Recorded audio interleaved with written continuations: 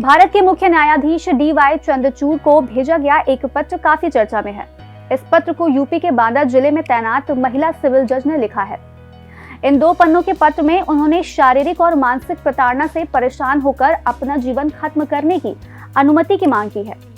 पत्र में उन्होंने एक जिला कोर्ट में नियुक्ति के दौरान घटी घटनाओं को भी उजागर किया। साथ ही जिला जज द्वारा अनुचित मांग करने, देर रात घर पर मिलने का दबाव बनाने के साथ ही कार्यस्थल पर महिला सुरक्षा को लेकर कई गंभीर सवाल भी उठाए हैं। अपने इस पत्र में उन्होंने पॉश एक्ट का भी जिक्र किया है। उन्होंने कहा कि मैं भारत में काम करने वाली महिलाओं से कहना चाहती हूँ कि यौन उत्पीड़न के साथ जीना सीख लें। ये हमारे जीवन का सच है। पॉश एक्ट हमसे कहा गया बड़ा झूठ है।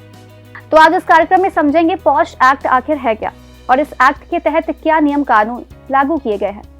पर उससे पहले एक जरूरी बात जो आपको शुरुआत में ही बता दें कि हम यौन उत्पीड़न से जुड़े इस मामले की तहकीकात नहीं कर रहे हैं। हमारा उद्देश्य केवल पॉश एक्ट से जुड़ी विस्तृत जानकारी आप तक पहुंचाना है। भारत में अक्सर वर्क प्लेस पर भेदभाव देखा जाता है, चाहे बात पुरुषों की हो या फिर महिलाओं की।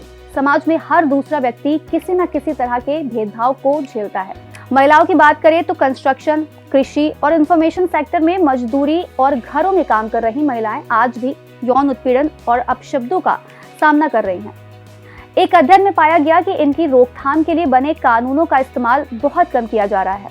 इन जगहों पर हैरेसमेंट का शिकार होने के बावजूद भी महिलाएं चुप रहती हैं।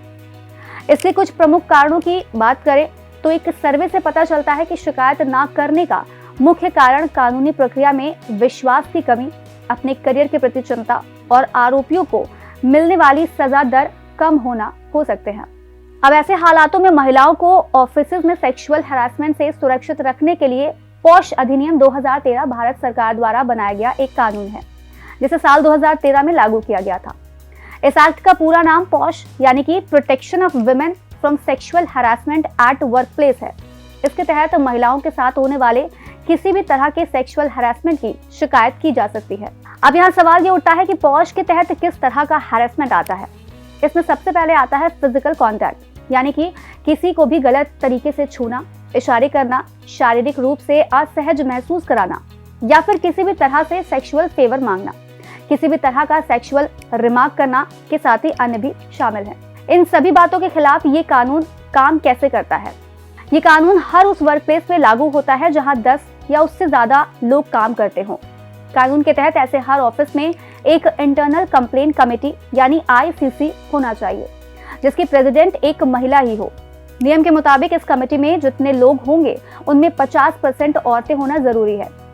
साथ ही इसमें एक बाहरी मेंबर भी होना चाहिए जो सेक्सुअल हैरेसमेंट पर काम करने वाले किसी NGO की मेंबर हो या फिर विमेन एम्पावरमेंट से जुड़ी किसी संस्था की सदस्य या फिर यौन उत्पीड़न से जुड़े मुद्दों से परिचित कोई अधिवक्ता भी हो सकती है।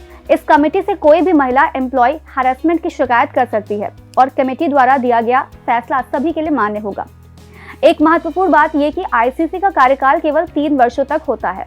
अब यहाँ अगर आपके मन में ये सवाल आ रहा है कि इसकी शिकायत पुलिस स्टेशन में कैसे दर्ज कराई जा सकती है, तो हम आपको बता दें कि पॉश 2013 के बाद कार्यस्थल पर सेक्सुअल हैरेसमेंट की शिकायत दर्ज करवाना ज्यादा आसान हो गया है। इस एक्ट के तहत 90 दिनों के अंदर शिकायत की इंक्वायरी पूरी होनी जरूरी है।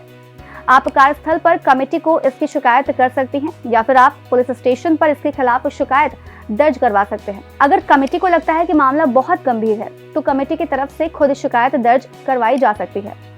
ICC की इंक्वायरी पूरी होने के 10 दिन के अंदर कंपनी को अपनी रिपोर्ट भी देनी होती है। एक बार इंक्वायरी पूरी हो गई तो भारतीय पीनल कोड के तहत सजा दी जाती है। चलते चलते इच्छा मृत्यु क्या होता है और देश में इसे लेकर क्या गाइडलाइन है, ये भी समझ लेते हैं। इच्छा मृत्यु शब्द सुनकर ही समझ आता है कि किसी व्यक्ति को उसकी इच्छा से मृत्यु दे देना। वैसे ज्यादातर मामलों में ये गंभीर बीमारी से जूझ रहे किसी मरीज के लिए उपयोग की जाती है। इसमें डॉक्टर की मदद से किसी व्यक्ति के जीवन का अंत किया जाता है, जिससे उसे किसी दर्द या तकलीफ से छुटकारा दिलाया जा सके।